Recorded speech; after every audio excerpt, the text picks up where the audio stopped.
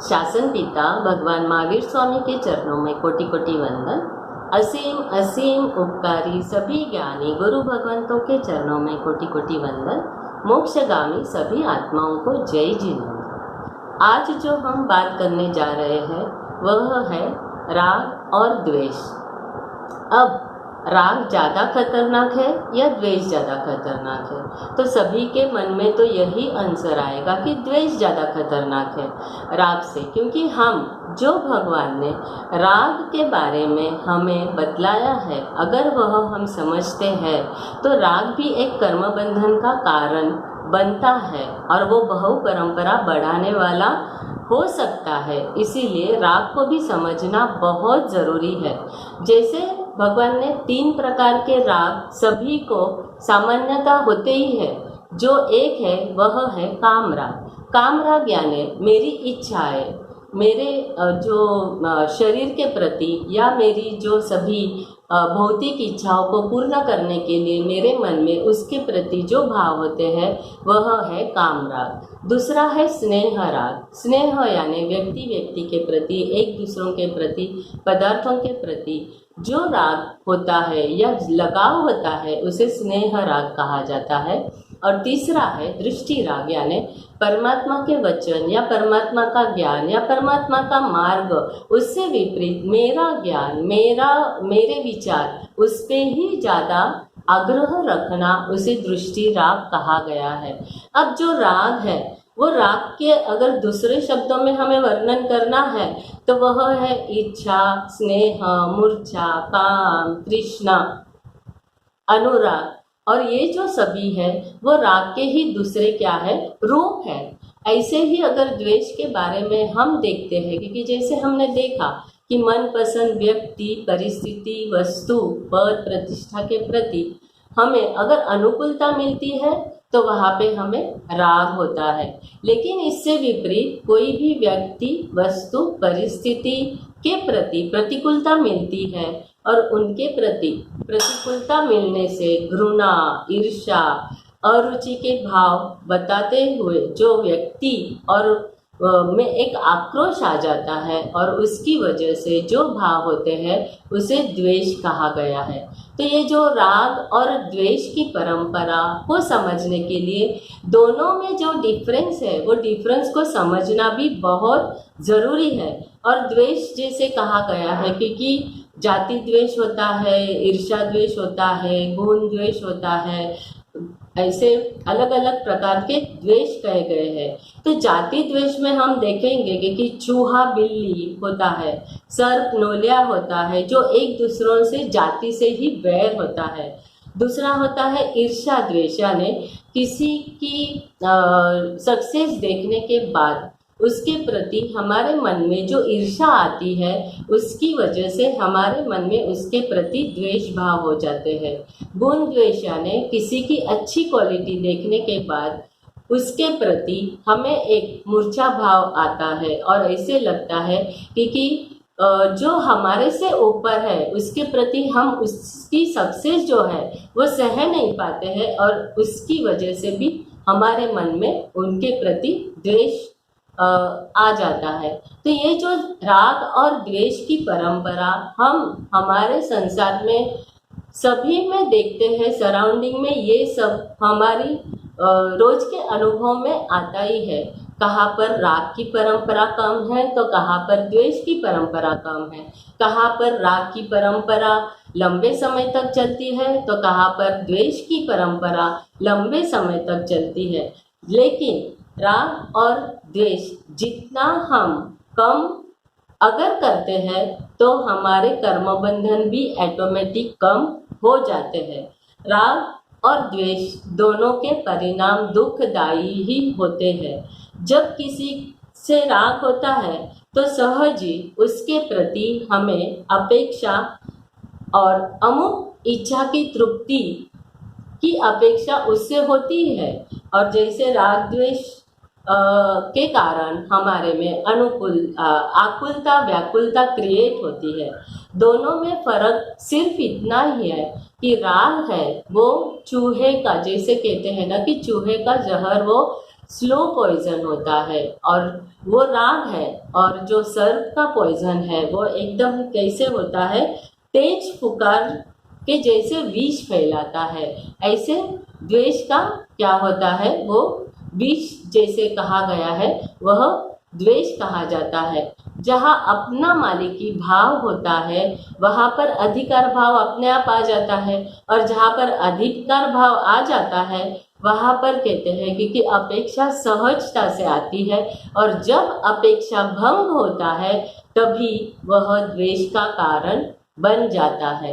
अब ये जो छोटी छोटी बातें होती है, तो ये राग और द्वेष दोनों ही एक ही सिक्के के दो पहलू हैं। जैसे प्रथम हो सकता है कि राग होता है, और अगर वही राग कब द्वेष में ट्रांसफर हो जाए, परावर्तित हो जाए, ये कभी कभी एक छोटी छोटी जो घटनाएं बनती है उसकी वजह से राग का द्वेष में रूपांतर होने में समय नहीं लगता है। तो ऐसे बहुत सारे हमारे पास भगवान ने जो राग के बारे में विकल्प बताए हैं, वो 4 विकल्प बताए हैं। जैसे प्रथम विकल्प है राग से राग, यानी क्या कि अल्प राग से हमारा जो संबंध जुड़ा, या किसी पदार्थ के प्रति, या किसी परिस्थिति, या किसी व्यक्ति के प्रति, या किसी वस्तु के प्रति हमारे मन में उसके प्रति लगाव है, या हमारे मन में उसके प्रति एक अलग भावना है, तो इसी प्रकार छोटी अल्प से स्टार्ट होने के बाद स्लोली हम इसमें इतना इन्वॉल्व हो जाते हैं, इतना इन्वॉल्व हो जाते हैं, और हमारे जो कर्म है वो कर्मबंध गाढ़ बनने लगते हैं। ऐसे ही अगर एक हम दृष्टांत देखें कि एक राजा रानी एक दूसरों के प्रति बहुत ही स्नेह राग था। अब एक बार क्या होता है कि रानी के सिर पर एक बड़ा फोड़ा हो जाता है, और वो फोड़ा बढ़ते बढ़ते बढ़ते इतना बड़ा हो जाता है, उसमें पस भी हो जाता है। अब राजा कितने सारे इलाज कराता है, लेकिन रानी के प्रति इतना स्नेह राग था राजा को कि वह इतना चिंतित रहने लगा क्योंकि रानी को जो दर्द हो रहा था, उस दर्द के कारण चिंता, क्योंकि हमेशा राग आर्त ध्यान कराता है। आर्त ध्यान यानी चिंता, किसी के प्रति हमें राग है और वहाँ पे प्रतिकूलता या कुछ ऐसे अगर सिचुएशन क्रिएट हो जाती है जो प्रतिकूल हो जाती है, तब हमारे मन में चिंता होने लगती है, और वही चिंता हमारे कर्म बंधन का कारण बन सकती है। ऐसे ही राजा को रानी के बारे में इतनी चिंता हो रही थी, और उसी चिंता के कारण चिंतित होते होते राजा की मृत्यु हो जाती है, और मृत्यु के बाद वही राजा का जीव उसी फोड़े में कृमि के रूप में जन्म लेता है। तो कहते हैं ना कि राग यानी आसक्ति, और आसक्ति जहाँ पर होती है वहाँ पर ही उत्पत्ति होती है। आसक्ति जहाँ पर, उत्पत्ति वहाँ पर, कहा गया है। तो यह छोटी छोटी बातें होती है, इसीलिए हमें ये देखना है कि जो भी राग हम करते हैं वो राग हमारा जो लेवल है, या जिसको हम कहते हैं कि भगवान ने कहा है कि अति, जैसे कहते हैं कि राग ऐसी चीज होती है कि अगर किसी दूध, 1 गिलास दूध में 1 चम्मच शक्कर मिलाई जाती है, तब तक वह दूध पीने लायक होता है, यानी स्वादिष्ट लगता है। लेकिन उसी दूध में अगर 1 चम्मच से ज़्यादा और शक्कर डाली जाए, 3 चम्मच, 4 चम्मच, क्या वो दूध पीने जैसा रहता है? नहीं, वो दूध हम पी नहीं सकते हैं। ऐसी ही सिचुएशन में अगर राग मर्यादित प्रमाण में है, तब तक वह कर्मबंध नहीं कराता है। लेकिन अगर वह राग बहुत ज़्यादा अगर आगे बढ़ता है, तो वही हमारा दुख का कारण बन सकता है। अब सेकंड में आता है राग से द्वेष। अब जो ये सिचुएशन होती है कि कोई भी रिलेशन में पहले बहुत एक दूसरों के प्रति लगाव, प्रेम, स्नेह, आपुलकी, ये सभी भावनाएं रहती है। ऐसे करते करते कोई कभी कभी अब अपने ही कब पराये हो जाते हैं यह पता नहीं चलता है, सिचुएशन बदलने लगती है। अब जो हमारे में एक दूसरों के प्रति जो प्रेम था वही घृणा का पात्र बन जाता है। समय बदलते ही राग का द्वेष में रूपांतरण हो जाता है। जैसे मेवा, मिश्री और केसर डालकर एक हमने खीर बना ली है, और वो खीर जब तक उसमें अगर एक बूंद जहर की नहीं गिरी है तब तक वो खीर स्वादिष्ट होती है, यानी उसको हम पी सकते हैं। लेकिन उसी खीर में अगर एक बूंद भी जहर का मिल जाए तो वो खीर हम पी नहीं सकते हैं।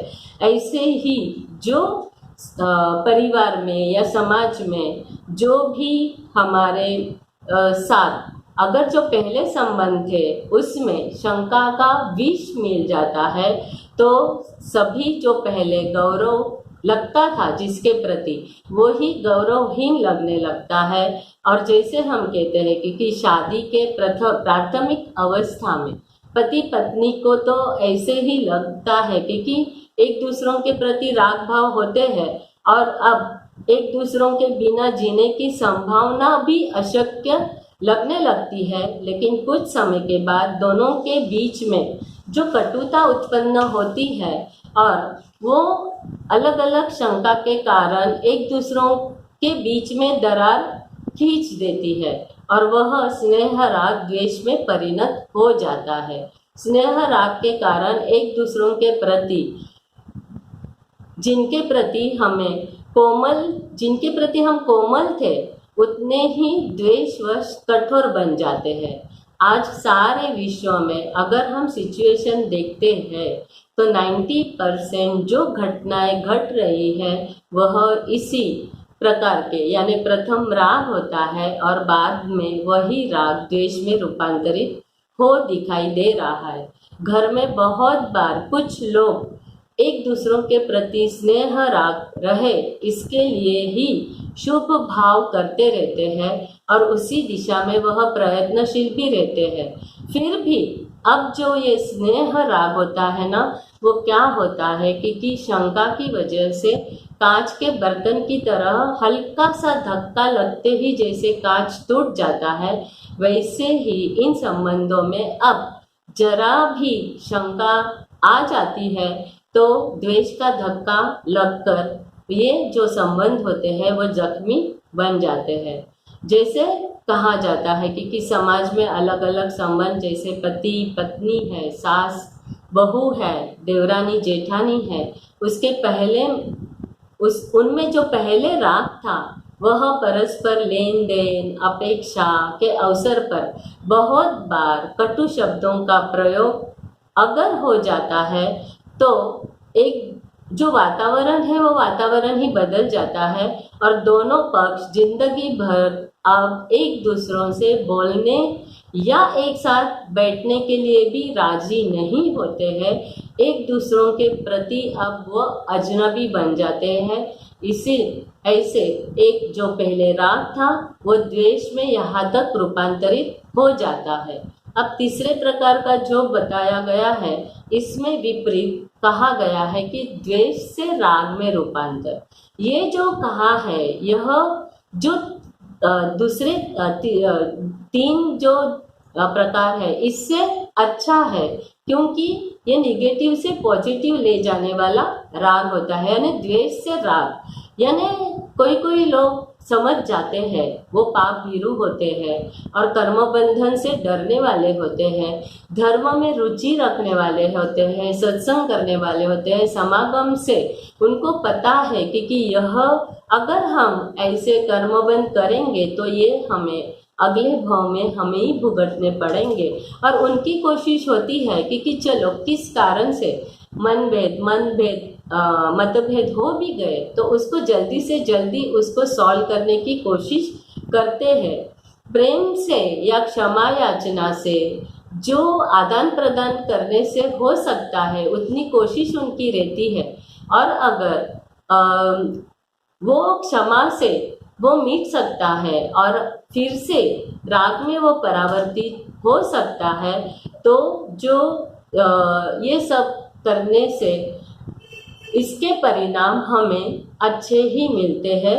और लेकिन ये जो सिचुएशन है, द्वेष से राग को परावर्तित करना, वो इतनी इजी भी नहीं है। ये कठिन है परिस्थिति, इतना हम इजीली इसको नहीं कर पाते हैं, लेकिन असंभव भी नहीं है। इसलिए हमें कोशिश करनी है। अगर कहाँ पे भी एक अल्प सा द्वेष है तो उसको हमें बढ़ाना नहीं है, लेकिन हो सके उतनी हमें कोशिश करनी है कि हम इसे कैसे कम करें। अब चौथा है कि द्वेष से द्वेष, यानी अल्प द्वेष से स्टार्ट हो जाती है बात, और वही अल्प द्वेष तीव्र द्वेष में परावर्तित हो जाता है। छोटी सी बात पर टहकार जे बढ़ते बढ़ते बात का पतंगड़ बन जाता है, और वहाँ पर अब स्टेटस सिंबल जो होता है उसका प्रश्न चिन्ह आ जाता है। कुछ लोग कलह को सुलझाने के बजाय उसे उलझाने वाले या उकसाने वाले मिल जाते हैं। जब बात छोटी होती है, अगर तभी हम एक दूसरों के प्रति क्षमा आदान प्रदान कर ले तो उसे समाप्त भी किया जा सकता है, लेकिन राई का पहाड़ उसे वहाँ बनाया जाता है और एक छोटी सी चिंगारी बढ़ते बढ़ते अग्नि ज्वाला का रूप धारण कर लेती है। जैसे कि यहाँ पर हम पार्श्वनाथ और जो पूर्वभव है पार्श्वनाथ का, उसके बारे में हमें पता है कि कमठ और मरुभूति दोनों जो भाई थे, और कमठ को अपने ही भाई की पत्नी से स्नेह राग हुआ, और ये जब मरुभूति को पता चला तब एक दूसरों के प्रति जो द्वेष भाव दोनों भाइयों में भावना हुई वो अगले 10-10 भाव तक साथ रही। और ये कमठ का जो जीव है वह हर एक भाव में मरुभूति के जीव को मारता रहा, और हर एक भाव में मरुभूति का जीव जो है वह उसे क्षमा देता रहा। वहाँ पर उसने समता रखी, संयम रखा, और 10वें भाव में यही तीर्थंकर पार्श्वनाथ बने। यानी जो द्वेष से मुक्त हो जाता है वही कर्म बंधन से छूटता है, और वो जो द्वेष से नहीं छूटता वह उसकी भव परंपरा बढ़ाता रहता है। खाली भव परंपरा नहीं, लेकिन दुर्गति के भव बढ़ते जाते हैं। तो ये सभी चीज़ों से हमें पता लगता है कि हो सके उतना राग द्वेष को हमें क्या करना है, दोनों को ही कम रखना है। लेकिन अब राग तो ये हमारा एक सहज भाव होता है, और यह जीने के लिए भी एक जो हम कहते हैं कि अगर किसी के प्रति राग है तो हमारे मन में भी अच्छा कुछ करने के लिए या अच्छे संबंधों की वजह से हमारा विकास होता है, हमारा उत्थान होता है। अगर राग भी रखना है तो संसार के राग से, अगर हम ये जो संसार के राग है वो सब अप्रशस्त राग बताए गए हैं, और भगवान कहते हैं कि गुरु धर्म और देव के प्रति जो राग अगर हम रखते हैं तो वह प्रशस्त राग है। बिकॉज ऑफ जो हमें देव गुरु और धर्म इनके प्रति का राग हमें हमारी जो मुक्ति के मार्ग में आगे जाने के लिए उपयोगी होता है, इसीलिए यह राग जरूरी भी कहा गया है। लेकिन जैसे कहते हैं कि यह राग भी हमारे जो मुक्ति के लिए एक अवरोध उत्पन्न करता है। जैसे गंधर्व गौतम को भगवान महावीर के प्रति बहुत ही अगाध राग था, और भगवान कहते थे भी क्योंकि ये राग ही गौतम गंधर्व को केवल ज्ञान से वंचित कर रहा था, और इसी कारण से गौतम गंधर्व का केवल ज्ञान अटका हुआ था। और जब भी गौतम गंधर्व का भगवान महावीर के प्रति का राग वहाँ पे पूर्ण हुआ, तभी उनको वहाँ केवल ज्ञान हुआ। अब कहते हैं कि द्वेष जो होता है, द्वेष के निमित्त बार बार नहीं आते हैं, लेकिन राग के निमित्त जो है वह हमारे बार बार या वो निमित्त ज़्यादा होते हैं, और इसीलिए उससे कर्मबंध भी ज़्यादा होते हैं। और द्वेष जो होता है वो लंबे समय तक रहता नहीं है, द्वेष हमेशा अल्प समय तक होता है। और जो राग का समय है वो लंबा समय होता है। इसीलिए समय की अपेक्षा से जो है वो द्वेष जल्दी हम क्या कर सकते हैं, उसको मिटा सकते हैं। लेकिन राग को मिटाना, भगवान ने कहा है अगर वितरागी बनना है तो राग को मिटाना बहुत ज़रूरी है। इसीलिए परमात्मा को वितरागी कहा जाता है। वितरागी यानी जिनका राग बीत गया है वह वितरागी बन जाते हैं। वीत द्वेष कहाँ पे भी नहीं कहा गया भगवान को, बिकॉज ऑफ जब भी केवल ज्ञान होता है तब द्वेष पहले निकल जाता है, लेकिन राग निकलने के लिए समय लगता है। और यही राग जो है वो हमें मोक्ष मार्ग में बहुत बार अवरोध रूप बनकर रहता है। इसीलिए अगर हम कोशिश करें कि राग और द्वेष दोनों को हो सके इतना हमें हमारे जीवन में अल्प बनाना है, और जो प्रशस्त राग भगवान ने कहा है वो प्रशस्त राग पे हमें और पुरुषार्थ करके हमारे भव परंपरा को हमें कम करना है। अब जैसे कहा कि राग और द्वेष दोनों अगर हमें कम रखने हैं तो उसकी जगह अगर हम मैत्री, प्रमोद, कारुण्य और माध्यस्थ यह भाव रखते हैं हर एक जीव के प्रति, हर एक वस्तु के प्रति, हर एक पदार्थ के प्रति, हर एक व्यक्ति के प्रति अगर हम ये भाव रखते हैं तो हमारे कर्मबंध कम बनते हैं। जैसे मैत्री यानी क्या, हर एक जीव को, किसी को भी मेरा या जो हम अधिकार भाव समझते हैं तो मैत्री के भाव यानी कोई भी मेरा न कोई मित्र है न कोई दुश्मन है, लेकिन सभी जो है छोटे बड़े सभी जीव मेरे मित्र है, सभी के प्रति मेरे मन में मैत्री भाव रहना। प्रमोद यानी क्या कि किसी के अच्छी क्वालिटी को देखकर, किसी के सक्सेस को देखकर, किसी के गुणों को देखकर मेरे मन में उसके प्रति अहोभाव आना, उसे प्रमोद कहते हैं। वहाँ पे ईर्ष्या निकल जाती है, ईर्ष्या के भाव निकल जाते हैं। इसीलिए हर एक व्यक्ति के प्रति हमारे मन में प्रमोद भाव आना ये बहुत ज़रूरी है। बाद में है कारुण्य। कारुण्य यानी क्या, छोटे बड़े जितने भी अगर ऐसी जीव है जो दुखी है और जो हमारे से दुर्बल है, हमारे से हीन है, उनके प्रति हमारे में कारुण्य का भाव अगर हम रखते हैं तो वह एक कर्म निर्जरा का कारण बन जाता है। और लास्ट में है माध्यस्थ भावना। माध्यस्थ भावना यानी सुख और दुख दोनों में भी सेम ही रिएक्शन, यानी सुख में भी हम जैसे कहते हैं कि हम जब सुख में होते हैं ना तभी हमारे कर्मफल सबसे ज़्यादा बनते हैं, बिकॉज ऑफ वहाँ पे राग ज़्यादा होता है। और जहाँ पे दुख आता है वहाँ पे हमें आर्त ध्यान, रौद्र ध्यान बहुत होता है, और इसी कारण अशुभ कर्म के बंध वहाँ पर होते हैं। इन सभी चीज़ों का ध्यान रखकर माध्यस्थ भाव हमेशा हमें बनाए रखना है, क्योंकि सुख में छलकना भी नहीं है और दुख में दुखी भी होना नहीं है, वहाँ पर रौद्र ध्यान भी नहीं करना है। अगर इन सभी बातों का हम ध्यान रखकर हम उस तरफ आगे बढ़ते हैं तो हो सकता है कि राग और द्वेष के कारण जो हमारे कर्म बनते हैं वह कम से कम बंधे, और इसी भाव में हम यह पुरुषार्थ करके जल्दी से जल्दी हमारे, अगर हम जितना भव की परंपरा को कम कर सकते हैं उतनी हम अपने भव परंपरा को कम कर सकते हैं। तो आज के सेशन में जिनाज्ञा के विरुद्ध कुछ भी कहा गया हो तो उसके लिए मिच्छामि दुक्कडम। जय जिनेंद्र।